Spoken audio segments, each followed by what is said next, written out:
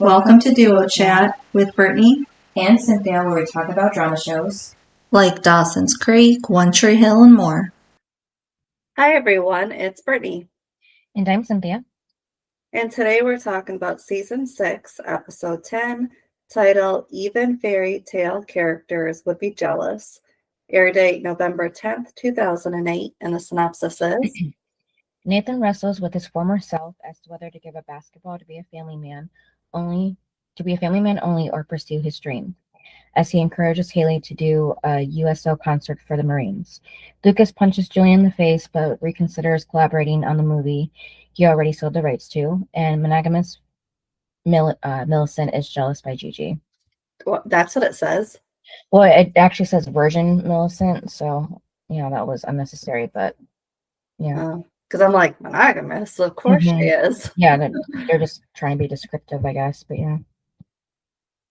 Which is weird, because even if you're not a virgin, most people would not be okay with their boyfriend or significant other cheating or being this close to somebody of the opposite sex or same sex or whatever. You know what I mean? Like, nobody would, okay, some people would if they're like in an open marriage or relationship, but people that are not going to be like, I love it when you're so close and you hang out, drink after hours at 2 a.m. I love it when it's just the two of you and no one else there. Yeah, I love it.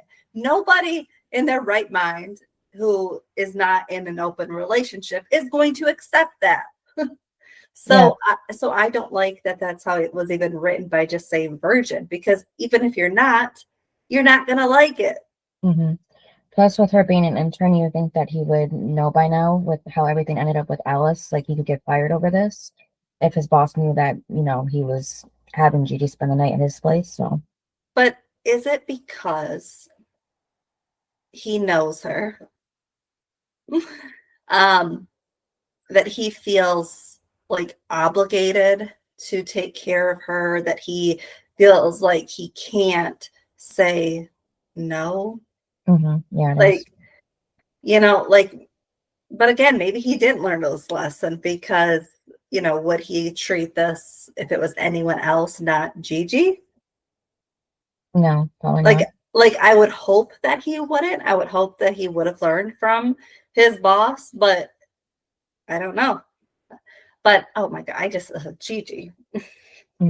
I just can't. Yeah. So we start off at the USO concert with Peyton, introducing Haley to the stage. And she walks on stage, but then when she opens her mouth to sing, nothing comes out. And then that's when she wakes up, realizing it was a nightmare. And she falls back onto the bed, and Nathan isn't there. And then at Brooks, she grabs a bottle of water from the fridge, and Sam is sitting at the table with breakfast already made. This was funny. Because she made breakfast. Yeah. For Brooke. So that's what Brooke told her to do, or she probably did it herself, just trying to be good and make up for maybe what she's done so far that she's been seeing with Brooke. Interesting. But you know what? Part I thought was funny was when she was like, "But I'm not cleaning up." After breakfast, I was like, "That's funny." But I mean, if she did cook, like, the least Brooke could do is clean up. And then Millie gets home to find a hungover Gigi in her bed and Mouth passed out. Oh, didn't she get a voicemail? Or is that later? I don't know. When Brooke gets that call from the adoption agency. Oh, yeah, it's later. Oh, it's later? Okay. And then, Millie goes to the living room. Yeah, she finds Mouth, and then she walks out of the apartment. And then at the Scotts, Haley asks Nathan, how did it go at the doctor's? And then that's when he rolls out into the room with, in a wheelchair. And she says, that's not funny. I know. I will say, I didn't like that part. And I feel like for Nathan, isn't it a little too soon? I mean, I don't think you should do that at all, because that's just terrible, because there are people that actually end up in a wheelchair for the rest of their lives. So I didn't like that he did that. Like, even if it was a joke, like, that's not, to me, that's just not something to joke about. Like, there are things that are just off limits. You just don't joke about. Mm-hmm. And that's one of them. Mm-hmm. And so I didn't like that part. But I'm like, dude, what was it? Less than a year ago, you were in one? Mm-hmm. So it was just not good. But okay, whatever, Right. Nathan. Trying to be a jokester, even though you're not. Yeah. So he says, he's fine. He just has to take it easy for a few days. And they never explained where Jamie is in this episode either.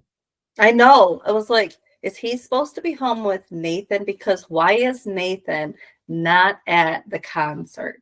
Mm-hmm.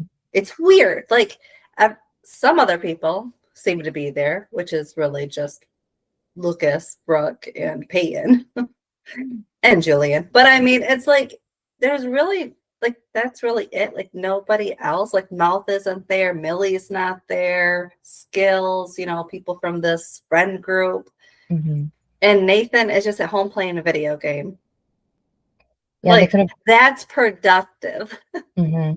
Yeah, they could have said Jamie was, sleeping because it was his bedtime, and that's why Nathan had to stay too, besides his back. Mm-hmm. Yeah, and that would explain why Jamie isn't there the whole time. So, because if it's your back, well, you can go to the concert and sit down. You're backstage anyway. Yeah, I don't know. Pull up a chair and Mm-hmm. sit down. I mean, it just didn't make any sense that he wouldn't be there, especially when he pushed her again to sing. Like, Mm-hmm. you need to get back into it. And then you're just not going to support her? Like, what? Like, you're only going to support her from home? Mm-hmm. I could see if you were busy, but you're not. So get your butt up and go to the concert. I'm like, what is this? Yeah, like I said, they could have had him babysit, or not babysit, watch Jamie. That would explain why he couldn't go either. Well, so. I thought maybe that's what it was, but then we never saw Jamie or heard about Jamie. So then I'm like, well, then where is he? Mm-hmm. So I don't know. It's just kind of weird. They definitely should have said, even in one little sentence, they should have said he was with Jamie, like just something so that we know where Jamie is and why Nathan wasn't there. Right. So Haley talks about her nightmare. She forgot the words to her songs. She just stood there. So she, is nervous about that happening tonight. And Nathan jokes by asking if she has any instrumental hits. And she punches him lightly in the arm. Oh, by the way, I could see the fear of like not remembering the words to your song. Mm-hmm. Yeah. I get it. Yeah. So he says that it's just a dream, just gonna be great. And then he also said that he can't wait to see his sexy girl on stage, but then he never does. So I know, so stupid. They have that in there. But because Haley said not a chance. The doctor said that he should stay home and relax. So she was the one that told him to stay. That's so stupid though. Sit in a chair. Mm-hmm. And so Nathan insists that he goes, but Haley fights him on it. And she says jokingly that she doesn't want him to overwhelm her with his sexiness. And she throws up all over the stage. So that was funny. When I throw up all over the stage, I'm like, oh my God. Yeah, so to make her feel better, he brings up the first time that she sang to him in Karen's cafe back then. And if she gets nervous, just to close her eyes and pretend she's back there. Yeah, so that really does help her. And then Lucas wakes up with Peyton right in his face. And oh my God. This scene was hilarious. Mm-hmm. And Peyton is just trying so hard to get Lucas to say something about the whole Julian and Peyton being together. And but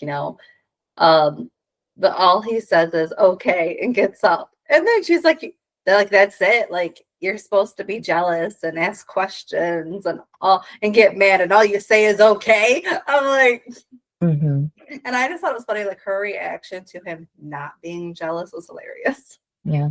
But also, I would be mad too, because like Lucas is the jealous one.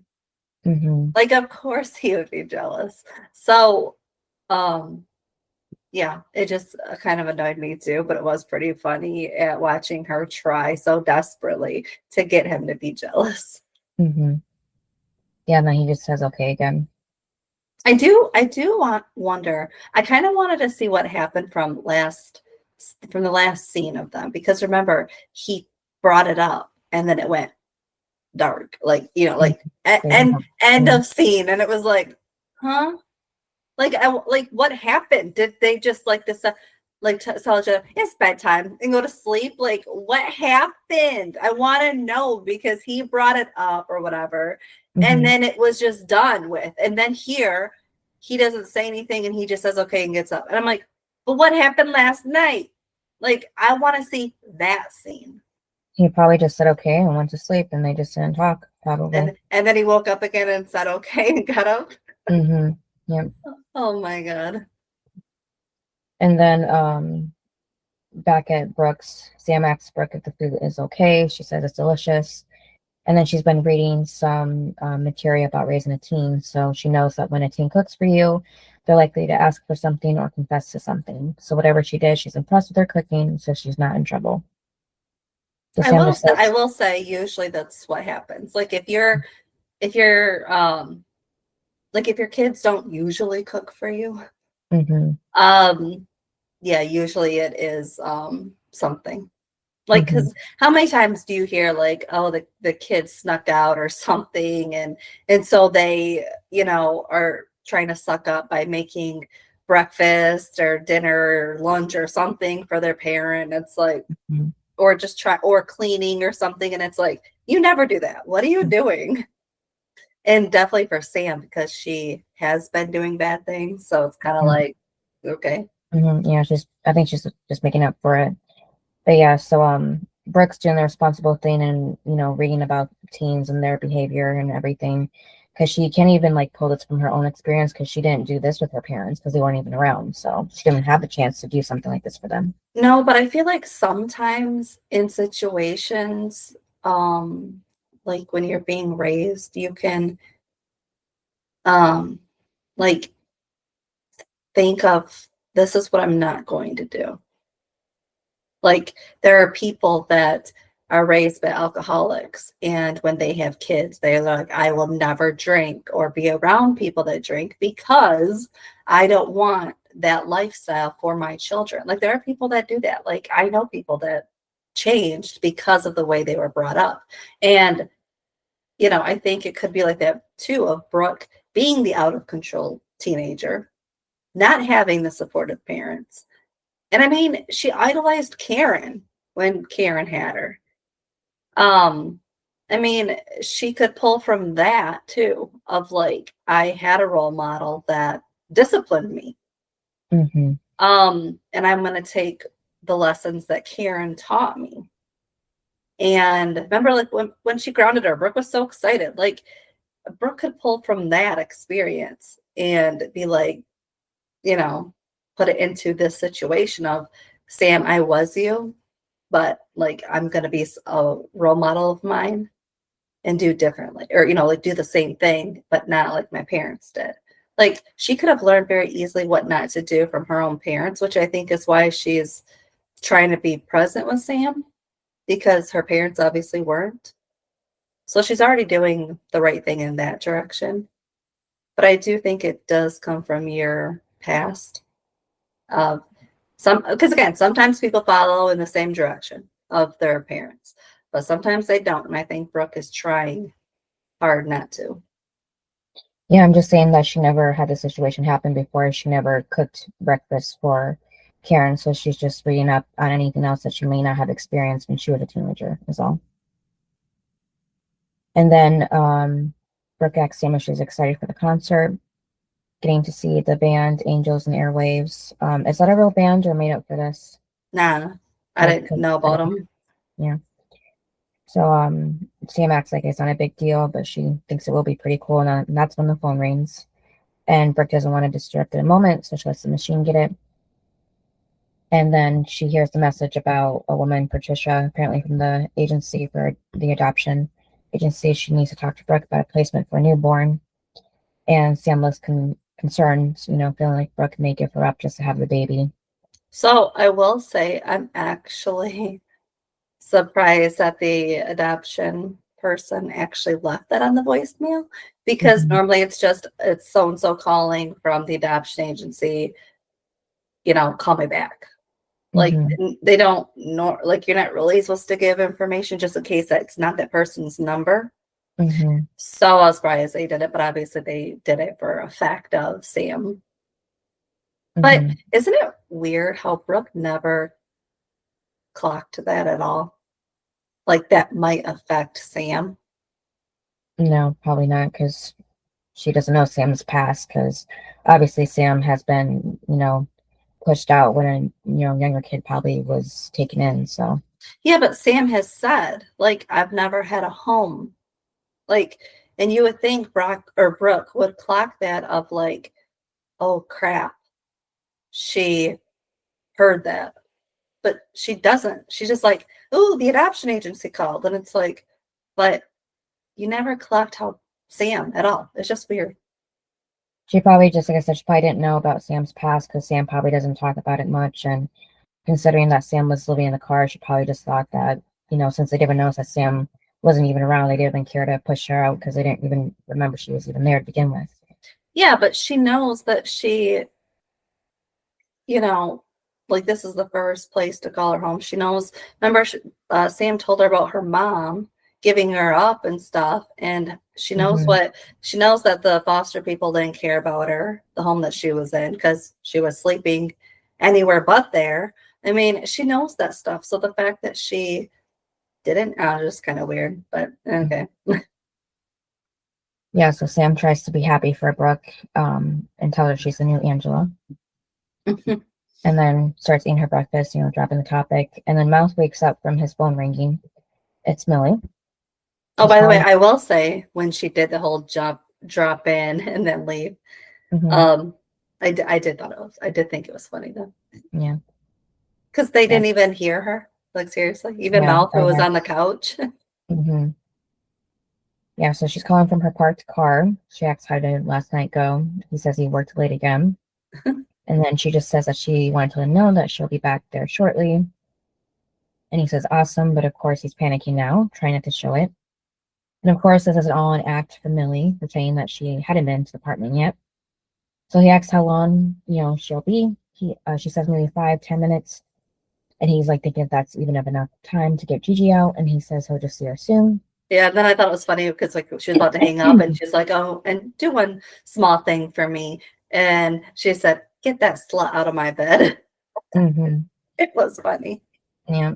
And then it's like, well, and then, yeah, and then for him, it's like, oh, crap, she knows. It's like, no, crap, she knows.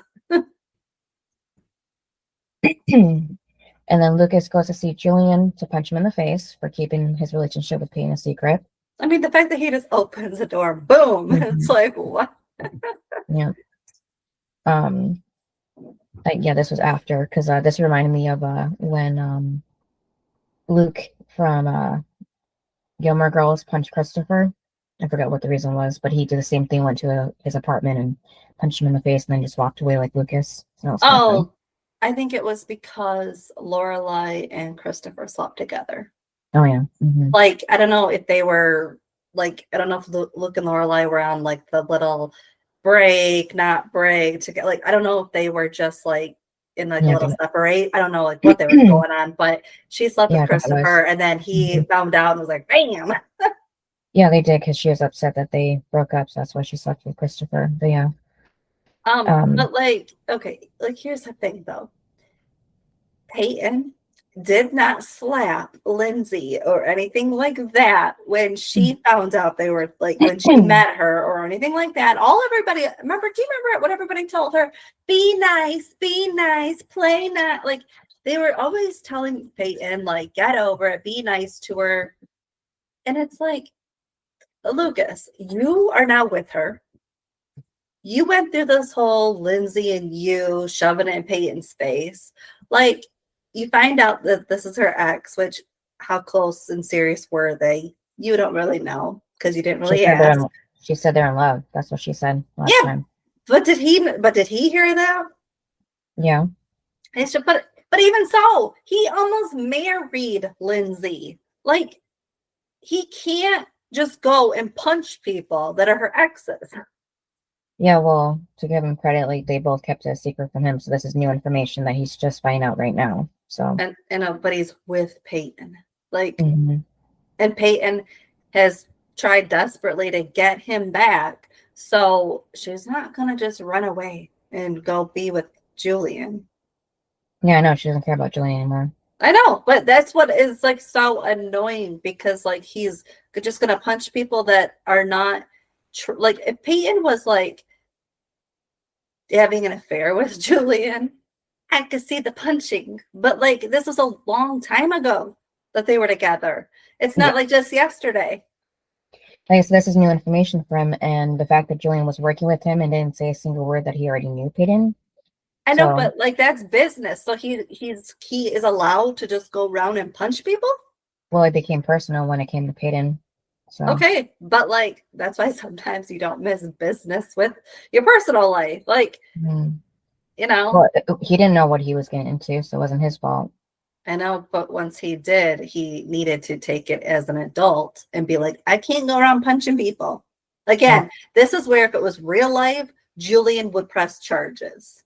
Like, again, I'm just saying, like, in real life, you can't just go around punching people, even if it's your Beyonce's ex-boyfriend from years ago. Like, you can't just do that because they're going to sue you and maybe put you in jail. Well, Peyton wanted him to react, so he reacted, and this is how it was. I mean, I did think it was funny. And then Lucas goes to Nathan to tell him what happened. And he asks Lucas, Nathan asks if he's still going to do the movie. He says, hell no, because the entire time the guy's been in town, pretending not to know Peyton. So Nathan says, he's sure he has his reasons. And Lucas says he came over so that he could, compliment him and knocking Julian out. But, Nathan's sticking up for him. Well, I thought it was funny when Haley walks in and he said that he had to also teach her about walking away too. I was like, oh my God. Like all of a sudden Nathan is like yeah, even like, Lucas is confused. Yeah, like he's the same. He's never punched anyone. Even though he just did it, 6 months ago when he knocked whatever his name is. Or no, when he almost did, but Q did it. Yeah. It's like, okay, Nathan, but I thought it was funny though. Yeah, so they kind of fill in Haley and it was funny because she was like nice and everything went about this whole thing. Yeah, smiling. Yeah, and Haley says she just likes when the drama isn't about her and Nathan. Which I agree with. I like it too when it's not about like my immediate family and like, it's like I love when it's about others. Yeah, so with Nathan sticking up for Julian, saying he has his reasons probably, and Haley being like excited to hear about this, he's like, you guys suck right now. Yeah, so Haley says she's going to leave. Oh yeah, this is how they explain it. Jamie went to Andre's, Q's brother. That's where he was this night. So they did explain. And then they mentioned someone. Oh yeah, she said Orville, and then that they find out that that's Jamie's imaginary friend, or no, Chester's imaginary friend. And it's weird that Nathan doesn't know. Yeah, like Nathan's home with Jamie a lot because Haley's working. So it's a little weird that he doesn't know that Chester has an imaginary friend. I was like, what? Yeah, maybe he just thought of it this day, like right before. And Haley just says that if the imaginary friend's the worst of their worries, and they're doing pretty good. Well, I know there was bowling like a week ago, so. And then it was funny because Haley's like you can well, she called him punchy and stuff, and like you can tell me all about it and everything. And I just thought it was funny. But like I love the dynamic between these three. It's always so fun to watch. Yeah. And how Haley, asks Nathan for good luck for the concert, and he kisses her, and then Lucas messes with him too, saying the same thing. Wish me good luck. And then Nathan just hits his leg or whatever. Yeah, pushes him, But I also thought it was funny when they leave, and Nathan goes, I knew my kid would be weird. Mm-hmm. Like, oh my God, like the fact that you said that about your kid. Yeah. Like, well, I'm saying like we're supposed to love Nathan. Mm-hmm. And it's like that he says that. And like, because you could see it being said it to about like Brooke's parents saying that, obviously. But like, I was like, Nathan, come on now. Mm-hmm. It was funny though. Yeah. And then that's when Quinn pops up and told Nathan, why does he gotta go calling, have an imaginary friend weird, you know? Okay, but this is this was just too much. Why? It was too much because the rest of Nathan's scenes involved Q the whole time. I'm like, oh my God. It was just too much. I don't need to see it that much. Like, here's the thing, like, Q's off the show. Obviously, he's gone. So, like, why do we gotta keep bringing it back? Like, if we wanted him back, we should have kept him. Well, whoever made his contract didn't make it easy for him to stay. So, well, also, like, it reminds me of Grey's Anatomy when, what was his name? Hillary's real life husband. When he just kept showing up when he was dead, I was like, oh my God. No. I was like, it's just too much. And I just feel like it's just like one or two scenes, like, okay, like if they're short scenes, but like, come on now. Really? Like the whole rest of Nathan's arc on this episode is that. I'm like, he has nothing else. Well, what else could they have done if not this? I don't know. Actually make him go to the show. Yeah, I don't know. They do this for a reason. Just for Nathan to figure out what he actually wants to do, because he was just going to stay at the sidelines and let Haley do what she wanted to do, you know? Yeah, but I just feel like I feel like we could have cut the scenes. Like, it just seemed like a lot to me in this episode of these two. Yeah, it just seemed like another kind of little part of his grieving process too that needed to finish out with that. So yeah, maybe. And just, come to his senses about not just like sitting by and not doing anything else with his life because it's too dangerous. Like, so, kind of talk himself in his memory of Quinn like back into wanting to actually live his life and, do it for Q also, who can't do it anymore, like he says later on. But yeah, so Mouth runs into the bedroom, telling Gigi to get up. She tells him to come back to bed, calling him baby. And he's like telling her not, like, don't do that. Like, she has to go. Because she's like, what's the problem? He says, Millicent's the problem. His girlfriend, he's going to get there any second now. And Gigi's still not taking this seriously. So she's like, maybe she want to join them. And Mel says that he thinks she wants to kill him. I thought that was funny. Oh, no, she wants to kill us. Yeah. And then he goes, well, me. And it's like, yeah, because there's no them, yeah. So, yeah, they just keep fighting about that. And then she finally sits up and still, not moving. She's like, my head hurts, and she's like, I can't believe you took advantage of me. And he's like, no, that's not what happened. Basically you got sick and you've done yourself, had to wash your shirt, and that's why you're wearing mine, and then passed out. And she thanks him, for being such a good guy. And he says he's going to be a dead guy if she doesn't get out of there. And then still messing with him, she takes off his shirt, holding it out, to him and saying, here's his. I know. When he says, I'll go get your shirt, and he just takes it off, I was like, oh my God, like, seriously, I can't. Yeah, and I guess she wasn't wearing a bra either under her shirt because she's completely topless now. So I don't know what happened there, because she should be wearing one if she went to work. But yeah, so he just says, oh my God, and steps out of the bedroom, and she's laughing. And then Millicent storms into Brooke's house because that's the only thing she can do right now. I guess she wants to give Mel more of a chance to get Gigi out. Don't know why, but I guess she just had to vent it to somebody first. So Brooke says whatever it is, she can't deal with it right now. But then that's when Millicent blurts out that there's a girl in her bed, and Brooke takes a second to catch up too, because she's just kind of picking up the pieces. And she's like, are you coming out? And she says no. Gigi was in her bed, and then still not understanding, Brooke assumes that Millie means that there's a three-way with her, Gigi, and Mouth. But Gigi tells Brooke it was just Mouth and Gigi. They had a slumber party last night. She walked into the bedroom, and Gigi was there. She caught her trammed-faced horse slut bitch in her bed. And then Brooke asks if she was with Mouth, and she says no, he was on the couch. So Brooke's like, what's the problem? And Millie asks Brooke if she thinks Mouth cheated, and she says no, he's head over heels, crazy about her. Why would he want to screw that up? And she says maybe because she doesn't sleep with him, and yeah, and she's like, well, you guys sleep in the same bed, and it's like, and then she finally says it. Yeah. And which I will say, I didn't like Brooke's reaction. Right. It's just it was like rare back then for anybody to be a virgin at that age or even like admit it. So it's more common now, but back then it really wasn't. So she keeps asking Millie questions like, have she done this, and Millie kept saying no. Yeah, she's like, no. Yeah, and then Brooke's all like, really? And it's like, oh my, she just said no. Yeah. What else do you want her to say? But I didn't like when Brooke got like all happy saying like this is like fine, like for unicorn or something, So I didn't like that part. That's what I mean. If she would have just been like, okay, like Mouth was, remember? But no, it was like, Brooke, just stop. Like, yeah, because when Haley told Peyton that she was a virgin, she's like, good for you, and that was it. Yeah, that's all exactly.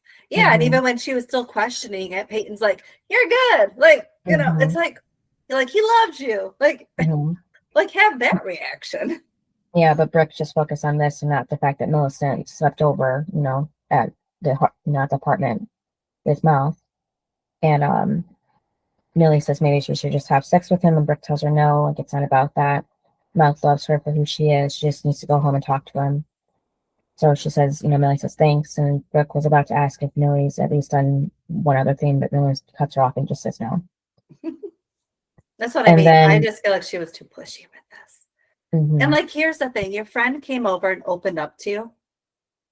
Like, don't like judge them for that, Like, she was being open and honest, and like you said, especially back then, like girls didn't do that. So like, Brooke should have just been like, let me think about. I mean, I guess she was always like picking at Haley, but Haley was also a teenager, and then she got married, so it's like. At that point, obviously she wasn't anymore, so could be laughable.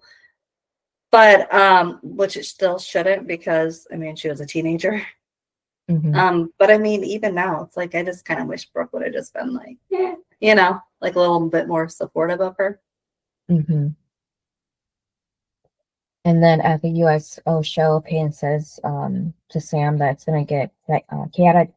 So thanks for helping her. And Sam tells Payne that she has to pay her back somehow for the dress. And this is a pretty cool way to do it. So Payne says about that and smacks her on the back of the head. Because this is just, part of, paying her back. And, I was happy. I was happy that the wedding dress was brought up. Yeah, because it could have dropped that, or Brooke could have been like, I'll just make another one. It's no big deal. Something like that. Yeah. And then been like, like Sam's doing good. Don't bring it up, because she'll run away again or something.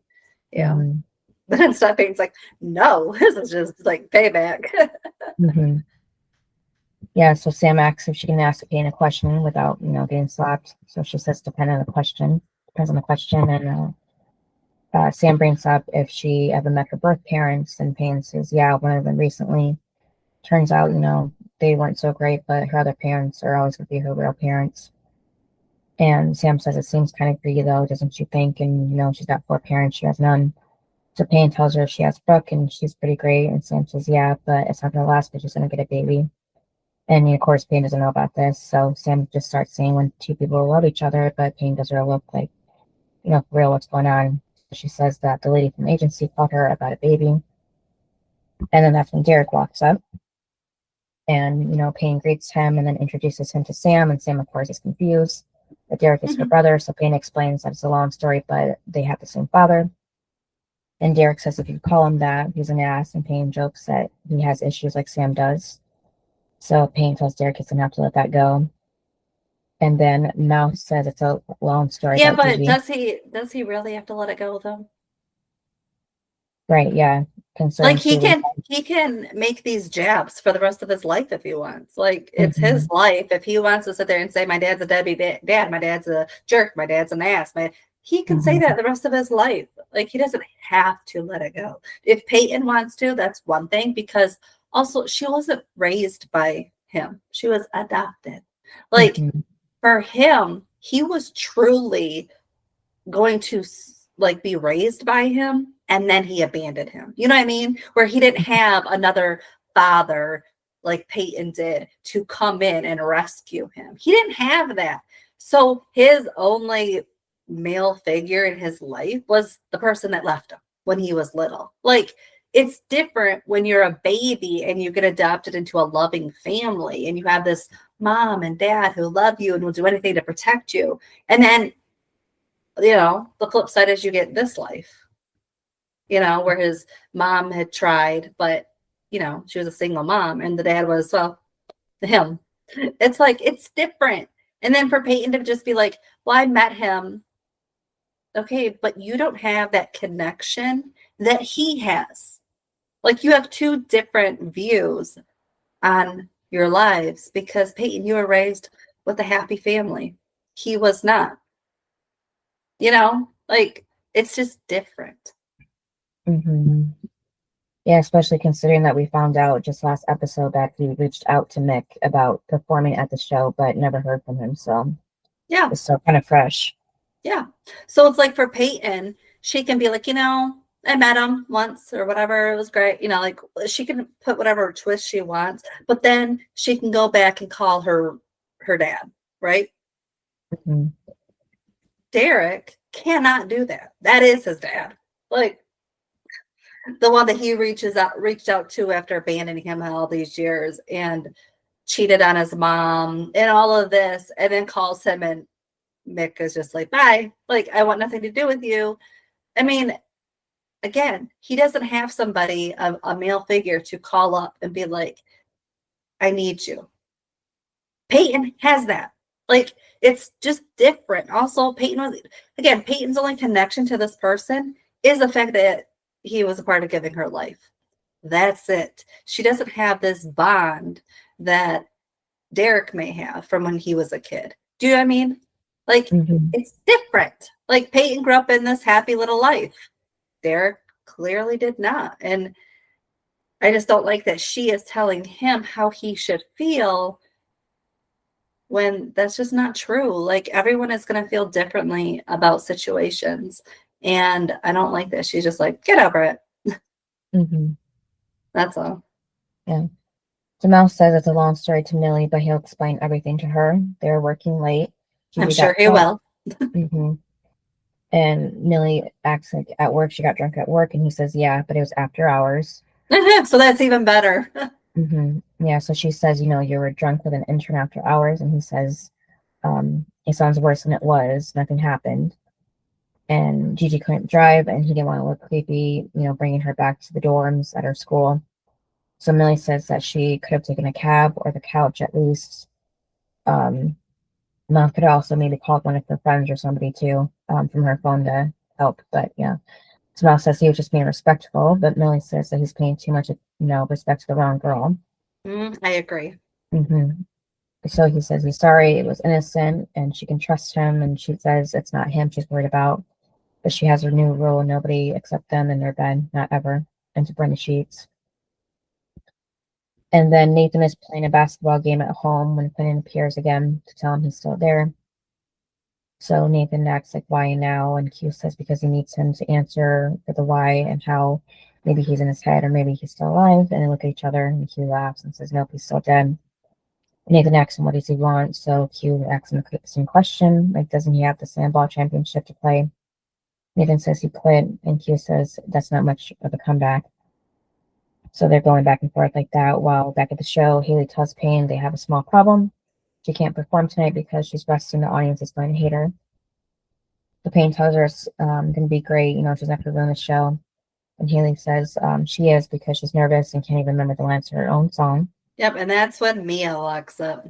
And then, you know, Mia's like surprised that Haley is nervous, and Haley tells her not to even start. calling her a little brat, and Mia asks her, is that any way to talk to her students? And then Sam walks up answering, yes, it is. He does that all the time, basically. And Payne introduces Mia to Sam. She's going to be her assistant tonight. She has a debt to pay off. And then Mia asks Sam if she just wants to hang out. She doesn't think she's diva enough to have an assistant. So Payne thanks Mia for being part of this. And Mia says I thought she said, I thought it was funny when she said, if Haley's gonna suck, I wouldn't miss that for anything. It was funny. And then Mia says she'll be fine. If not, no one's going to even notice. And Haley gestures towards the audience and says, or who's going to notice? And she says, them, basically.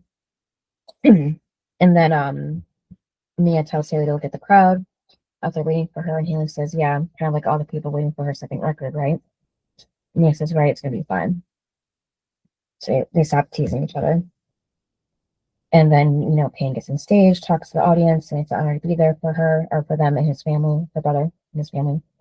And then backstage, Haley's still panicking and tells Mia she forgot the words to her song. So Mia tells her what it is and pushes her toward the stage. And then that's when Haley sings Feel This. And then backstage, Sam tells Mia that it's weird to see her teacher being cheered on like this.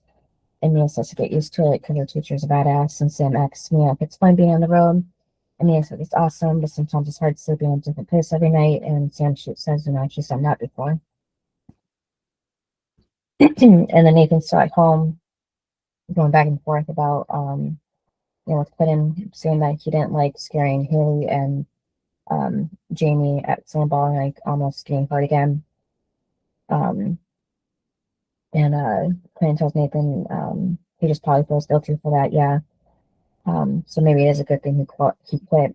But then he asks Nathan if he has anything to say about that, and Nathan says he's ignoring him. So Q laughs, and he then asks Nathan, did he quit basketball or did he just quit slam ball?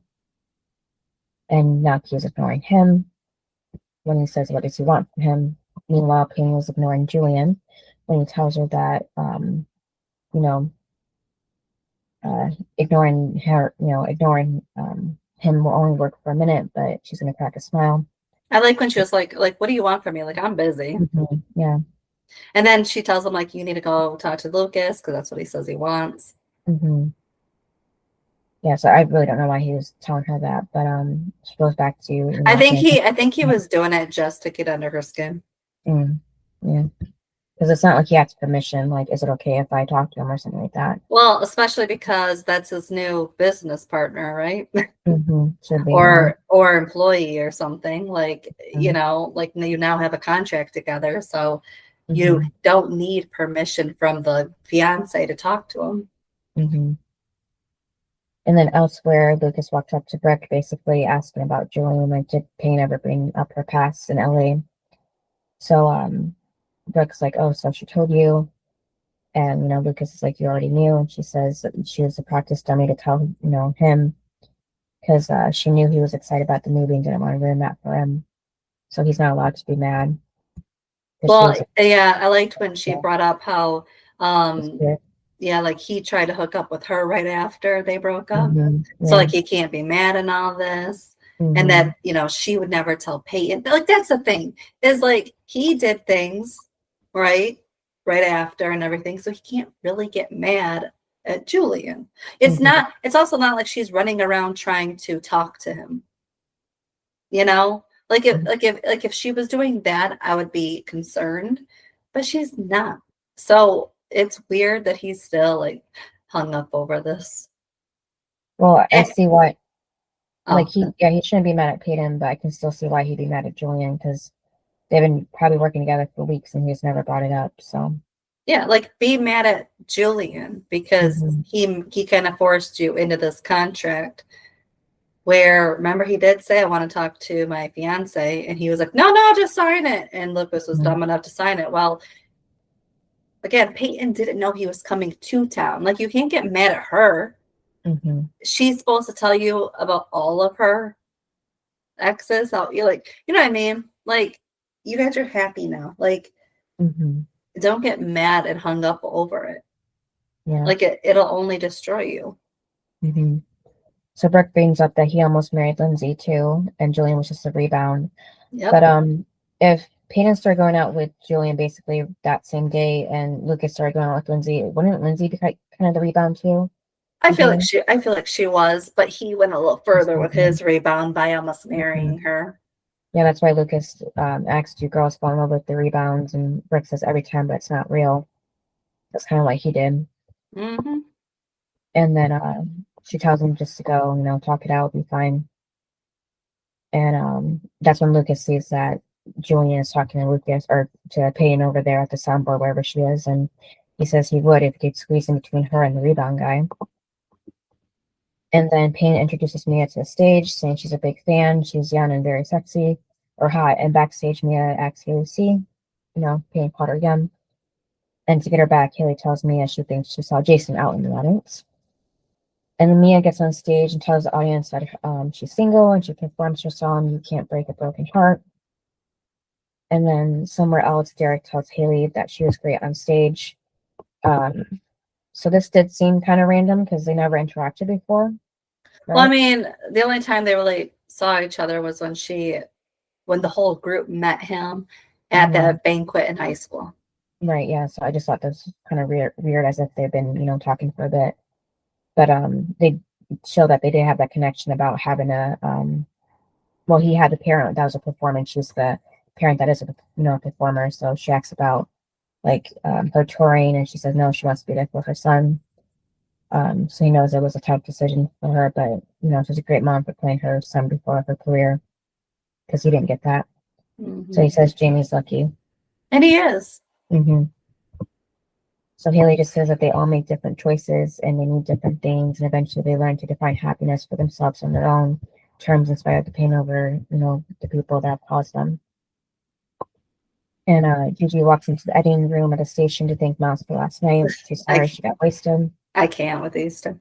And then she keeps pushing it, saying they could have slept in the same bed. She wouldn't have attacked him or anything. And Mouse says he doesn't think Millie would like that. And Mouse says, Gigi said that would he be okay with it? And he says that's not what he meant. He wouldn't be okay with it because Millie wouldn't be okay with it. So with that wording, Gigi asks that if Millie was okay with it, then they could sleep in the same bed. So Mouth just drops and says for them to finish the piece. I know. He should have just said, I'm not okay with this. I was dumb. It'll never happen again. Yeah. So that's just still kind of leading her on. Mm-hmm. But she tells him that he's kind of hot when he's mad. And then Mia's still performing backstage. Brooke meets Julian. He tells her that he's read all about her from, Lucas's book. Yeah, and it was funny because she's like, good. Then, being the third person of Lucas and Peyton love triangle usually doesn't end well. Mm-hmm. And he's like, for who? And she's like, if you're not them, forget about it. Mm-hmm. And I like how she said, they're two of her best friends, so, don't mess with them. Mm-hmm. But Julian just says, that sounds like fun because, she says she'll mess with him if he does. Mm-hmm.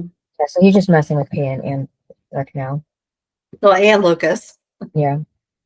So he just causing trouble for everybody.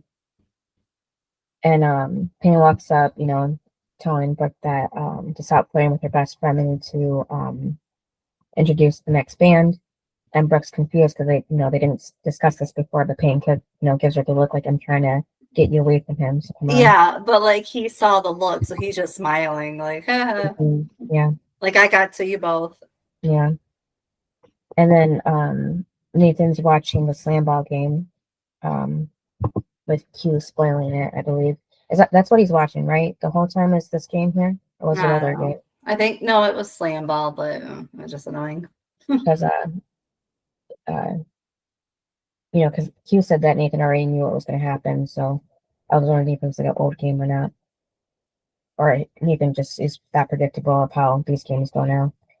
But Nathan tells Q that he called it quits because he doesn't want to end up in the wheelchair again. He won't do that to Julian and Jamie. And, he's worked hard for, and his dreams started to come true again. And he starts to believe that people just go through things and challenges make them stronger. But then, Q was gone. He showed up at the river port and he never made it there. Just like that.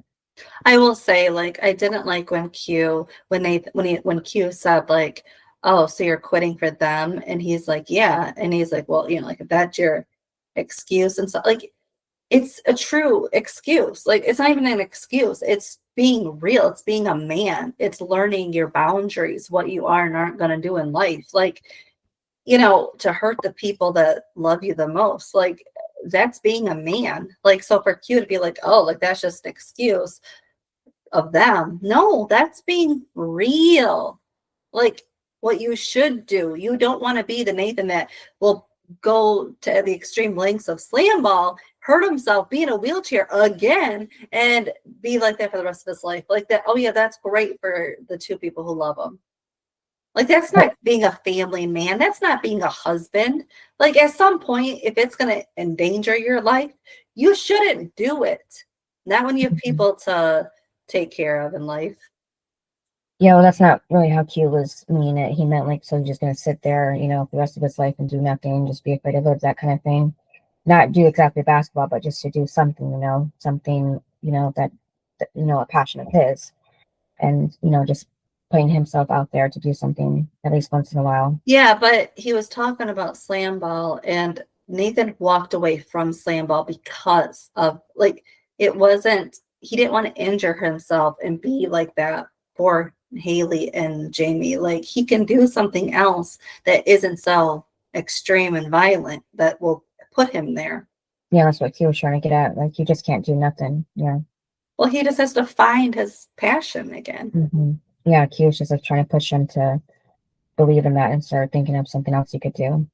Because he has a second chance and Q didn't. That's why he's upset and crying now because he wishes he did. Yeah, it was just annoying. And then at the show again, Julian asks Lucas how his hand is after punching him. Lucas stays silent, and Julian tells Lucas he thought if he knew he had a history with Peyton, he wouldn't want to work with him. But he believes in the book and he wants to make the movie. Yeah, Lucas is not interested. He's not going to do it. Mm-hmm. And Julian says it's going to be great. And Lucas says that there's not going to be a movie.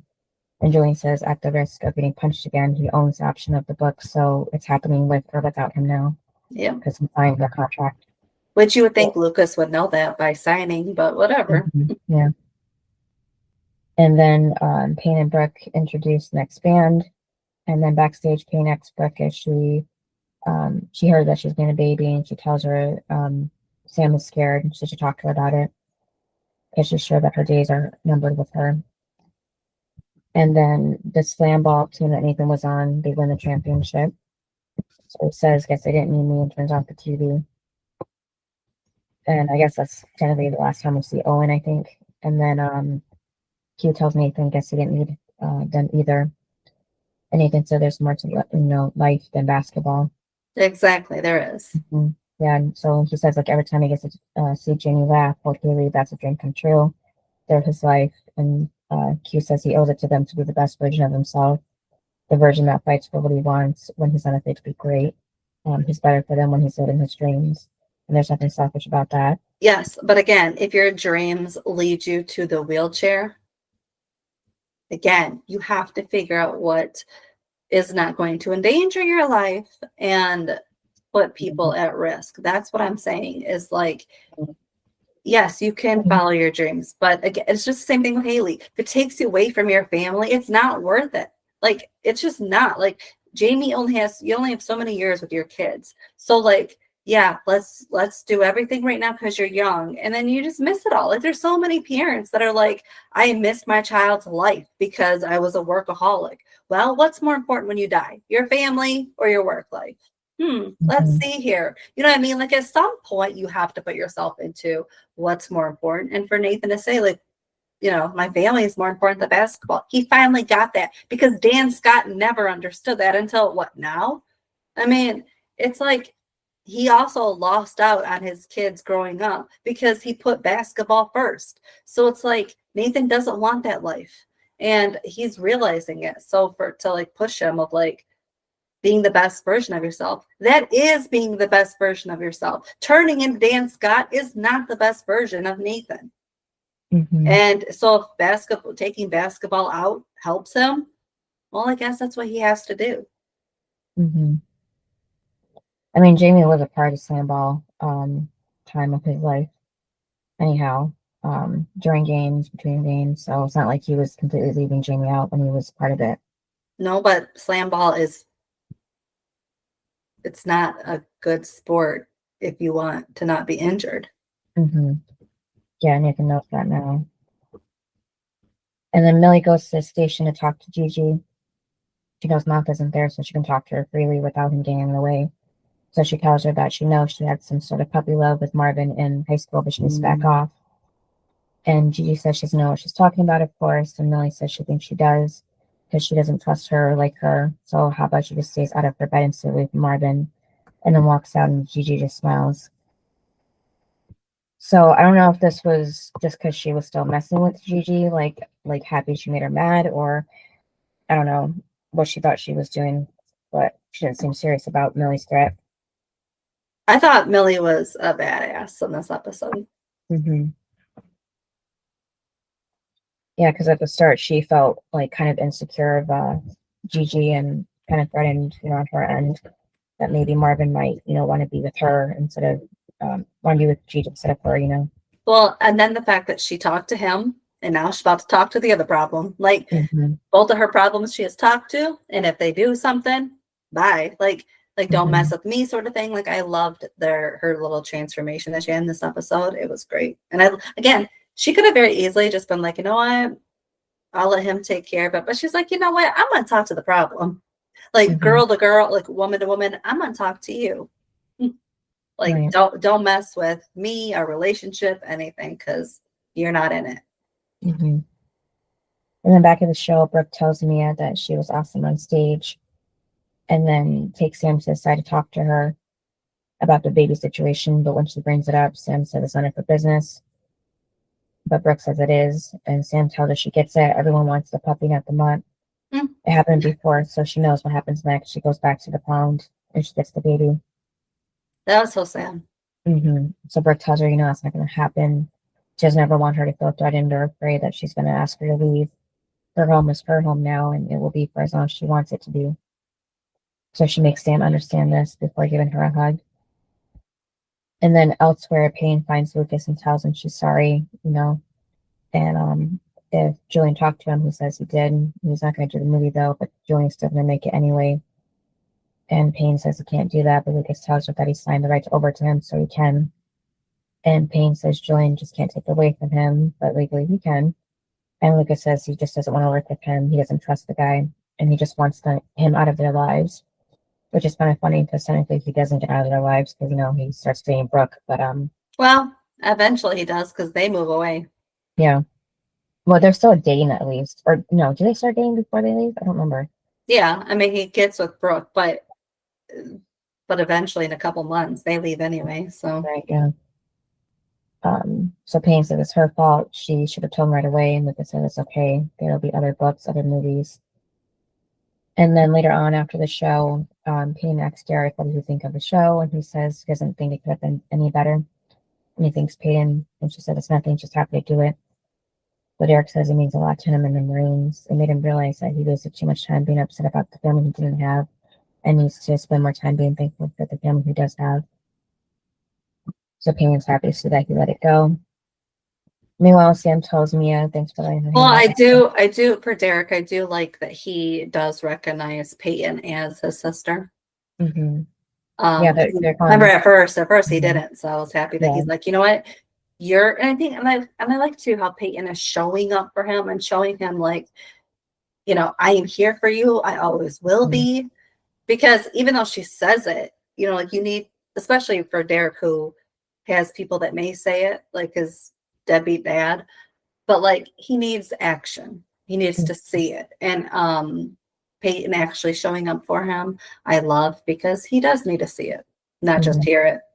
Yeah, and it was nice that they kept calling each other brother and sister. I just love them. I wish, I'm not gonna lie though, I wish ever since we met him in season 4, I wish he could have been more a part of the show.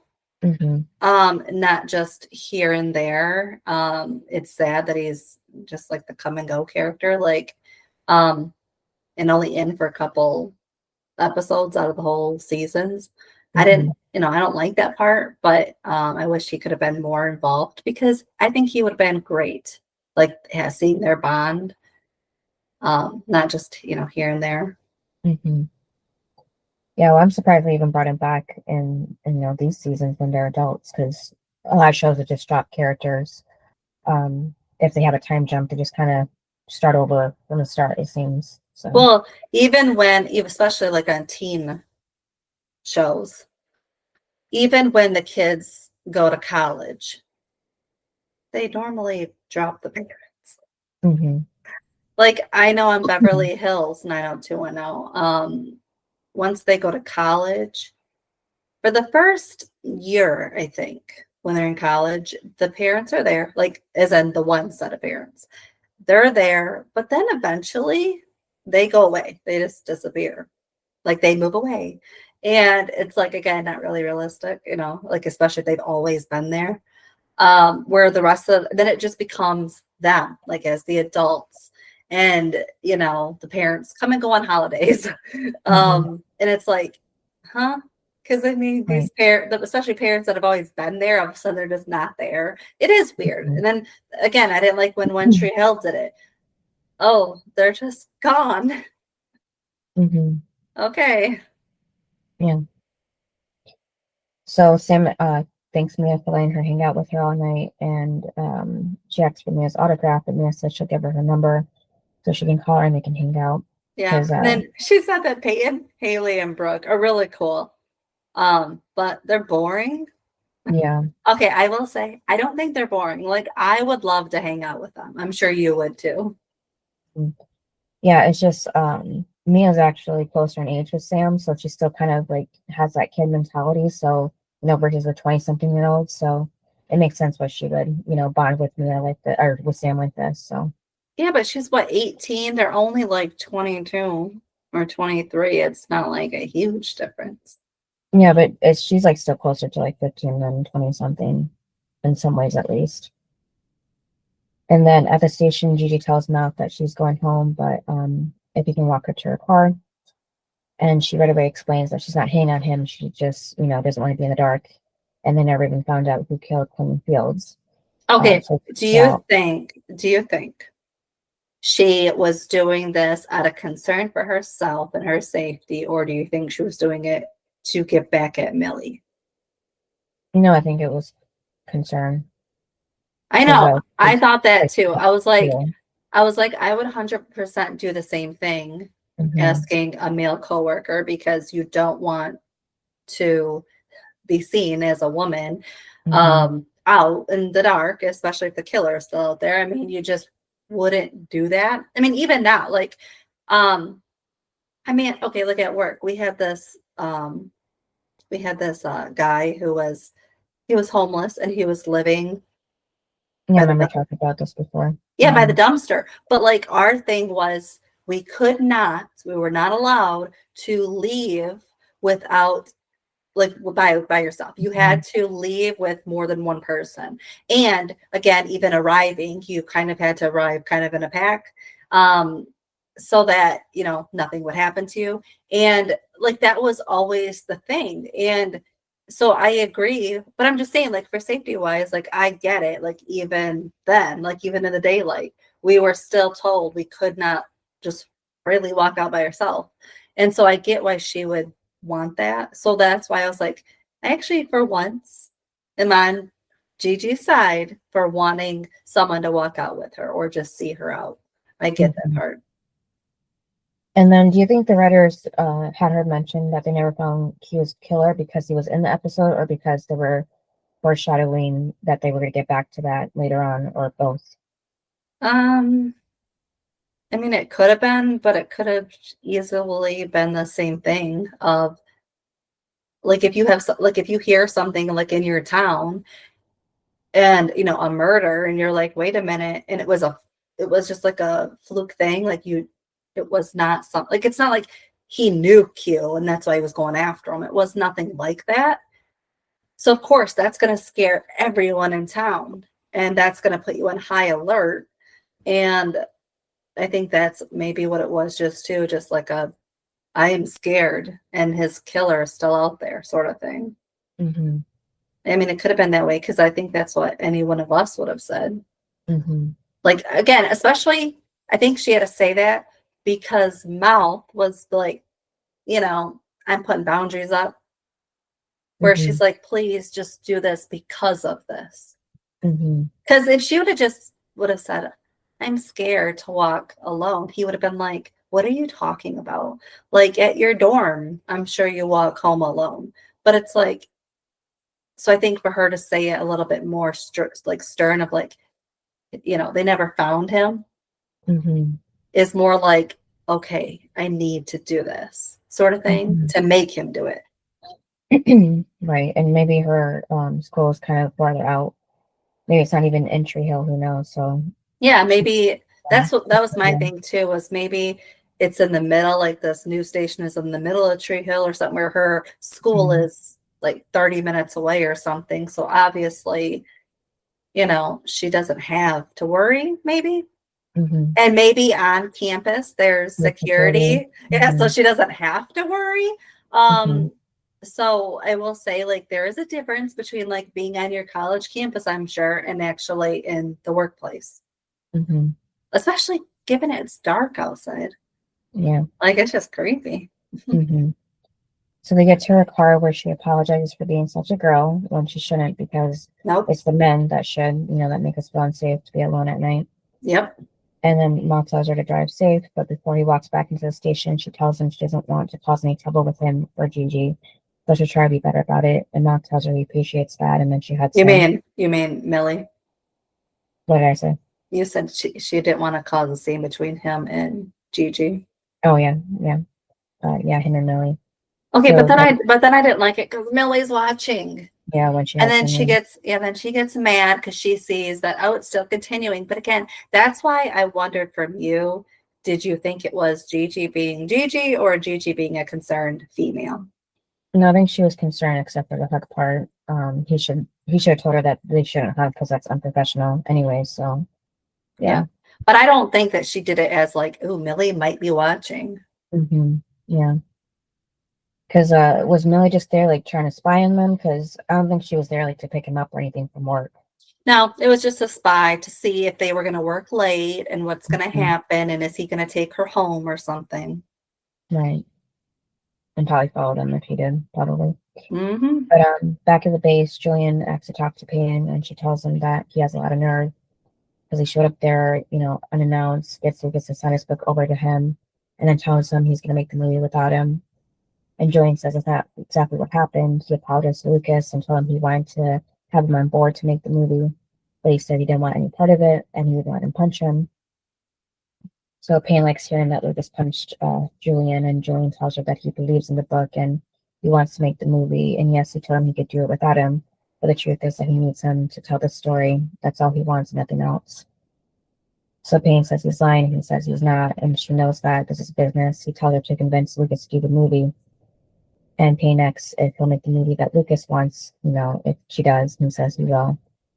So she says if she gets Lucas to do this and he's lying, you know, basically he's going to be in trouble. But Julian says that he gives her his word. So she thinks about it for a moment and then says she'll talk to him. And then Haley gets home, seeing candles and pieces of furniture move, so she hopes Nathan didn't do that himself. But Nathan says his back is fine. He asks her out, how did the performance go? She says she loved it. She was scared at first, and then just started to feel right. She felt alive, and it was awesome. And Nathan said that he didn't get to see her, and she was just like he could have too. And he tells her that if she's not too tired, he was hoping for an encore. So she smiles, saying that she would love to do that, and she picks up her guitar. And that's when Nathan says that they should promise each other never to be too scared to live their dreams, and he promises, and he does too. And then they're kind of having like a flashback to when the band was performing in present time now. Brooke calls the woman back from the agency, and she mentions she currently has a teenager she's fostering, and it's going great. But then Brooke is told that she can't foster the baby while she's having a teenager. So I don't think this is true for every single case, or maybe because it's like a newborn, they want the foster parent to have like their full attention probably on the baby, and that's why. But Like, what if Brooke had like a, I don't know, like a 10-year-old? Like, would that still be too much for her not to have the baby? Or I'm wondering, like, why Sam? I'm wondering if it's because it was brand new. Like she just Sam got was pregnant? Sam. Oh, okay. Like think if maybe it was like if she had Sam for a few years, maybe they'd have been like, okay, you can do it. Like we've seen you, like I think because she just got her, like what was it, a couple weeks or a month ago at the tops. So like I think it's like, okay, you just got her. So like, we can't give you another one because we gotta see if you can do this. Mm-hmm. And then Peyton gets into bed with Lucas and brings up how he punched Julian. He says that was not him being jealous, and Peyton says okay, and he acts okay. And she says she's happy he got jealous, but even though she's happy, she does think he should do the movie. She thinks he's gonna regret it if he doesn't. Yeah, because it's his story. Mm-hmm. And even Julian wants him to make the movie too. Yeah, and he's like, you talked to Julian. Mm-hmm. Yeah, so she says that, to Lucas that he can punch Julian in the face anytime he wants, but she doesn't think him, walking away. She doesn't want him to walk away for this, for the wrong reasons. Yep, which he would. It would be all over Julian and Peyton dating, which is so stupid. Yeah. Yeah, so she tells him that she doesn't want him to have regrets, and he says it's hard for him to know that she was in love with this guy. But she has been so strong and so good to him when he's straight from them. Well, yeah, that's the whole thing is, hello, your exes? Mm-hmm. Like, I went to your wedding, Lucas. Yeah. Mm-hmm. It's like that's what it could have come down to. Mm-hmm. And then he says, besides, he wouldn't fall in love with Pam Sawyer. So that was sweet. And then Nathan tells Haley that he enjoyed the encore, and she says good because she thinks he's going to like the encore to the encore. So that's when she slips up the auto straps of her dress, and she's smiling at him when he tells her that he's proud of her. And then she walks to the bedroom when he blows out the candles, and he turns and is started by Q, and he tells him to stop doing that. He scared the crap out of him, and Q says he scared the crap out of himself because he's dead, and they laugh. And Nathan says that he knows he is, but he misses him. And Q tells him to focus on come back, and he'll be there every step of the way. And then, the phone's going someday. So live his life, the dream, no fear. And Nathan repeats no fear. And then he walks through the back doors and it's gone. And Nathan smiles and then walks towards the bedroom. So, yeah, that was Q's official closure here for the show. So for me, the high of it was I liked the performances. Mm-hmm. The low was again Q and Nathan scenes, and also Gigi and Mouth. Oh my god, I like every time they're together now, I just roll my eyes. Like it's annoying. Because like Mouth isn't man enough to stop it. I think he likes some part of him likes the attention, just like Nathan. I think a part of him liked the attention from Taylor and Rachel. Because he wasn't getting the full attention from Haley, I guess, even which is stupid to say, but like, I think his what? Who's Taylor? Her sister, Haley's sister. Okay. I was saying about present time with those characters. Okay, yeah, because we haven't seen her for a while. Yeah. Yeah, I think he liked the attention from them. Mm-hmm. And just like I think Gigi gives him different attention, so he likes it. Mm-hmm. Also, Millie clearly has been gone maybe for a little bit of time. So he's like, oh, look, I'm getting attention from someone else. Right. And where was she? They never said that either. I don't know. Did Brooke send her away? Because she's working for Brooke. So, like, did she send her away to New York for like a week or something to do something? Or go home to see her parents or somebody? Yeah, I don't know. Yeah. So I didn't care for those scenes because again, it's continuing and it's annoying. Mm-hmm. What about you? Yeah, the high was the whole show because Derek said that he tried to get Mick, but then Peyton, made it even better by, having that band there and then Haley and even Mia. So she put together a nice show for them. And then the low was just except for the last scene because Gigi seemed to be sincere then, but before that she was just so pushing Mouth and basically trying to seduce him to cheat on Millie with her. So I didn't like that. Mm-hmm.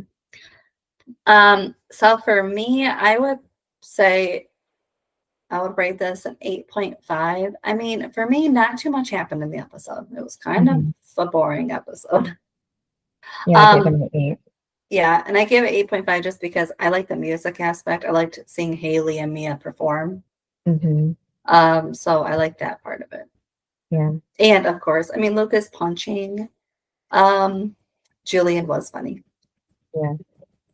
And then who was your best and worst? My best was Peyton, because she put the show together, like I said.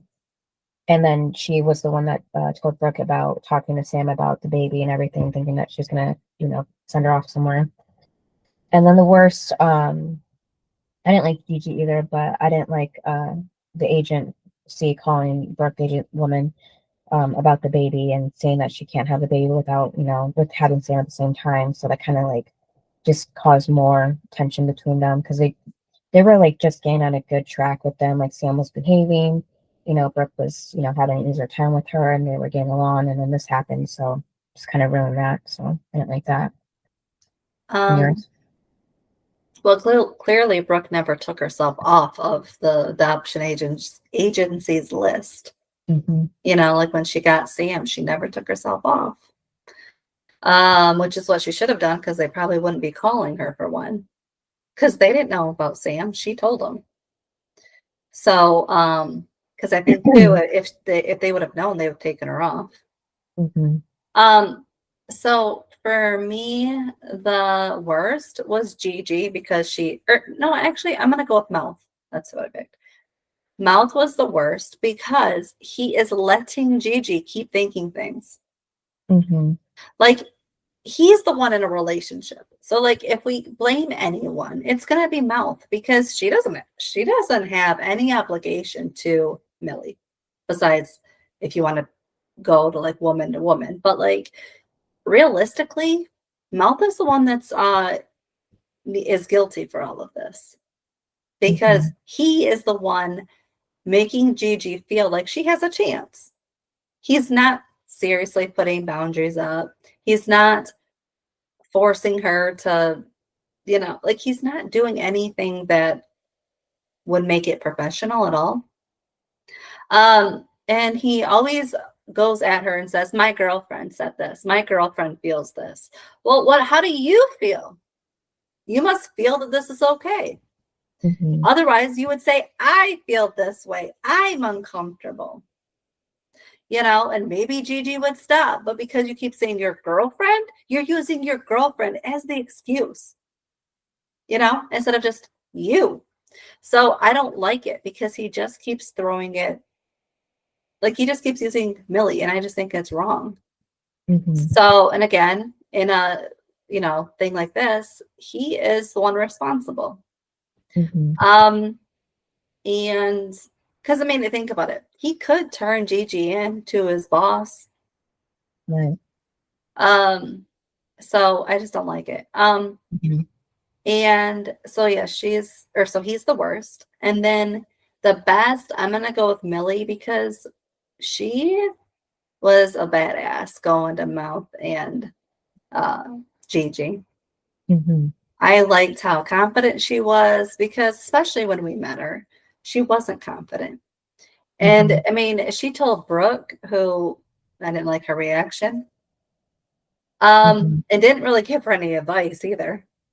Right. But yeah, I just love that she was just so strong about it, because she could have easily broken up with him. Yeah. Because she was insecure or something, and then been like, you guys can have each other. But she didn't. She's like, I'm going to keep fighting to show you I want this. And, I don't trust her. And I like how she put boundaries in their bedroom. I think she was mature about it. Where Mouth wasn't. So I liked that part.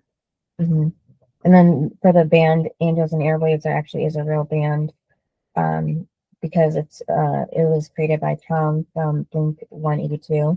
He formed that band after Blink 182 went on hiatus, so that was back in 2005. So yeah, it was an actual band. I just don't remember ever hearing about them. I know Blink 182, but not this one. So Interesting to know. Yeah. And then what is the next episode? Episode 11, we three, my echo, my shadow, and me. That kind of sounds like a love triangle, but Peyton, Lucas, and Julian seem to be fine now, so, you know, and then something with Mouth, Millie, and Gigi, so who knows what this is about exactly, but. Well, we did see the whole Mouth and Millie hugging, and Millie saw it, so I guess it could be them. Yeah, still going on, yeah. Yeah. All right. Thanks for listening. Yep, and we'll see you next time. Bye. Bye.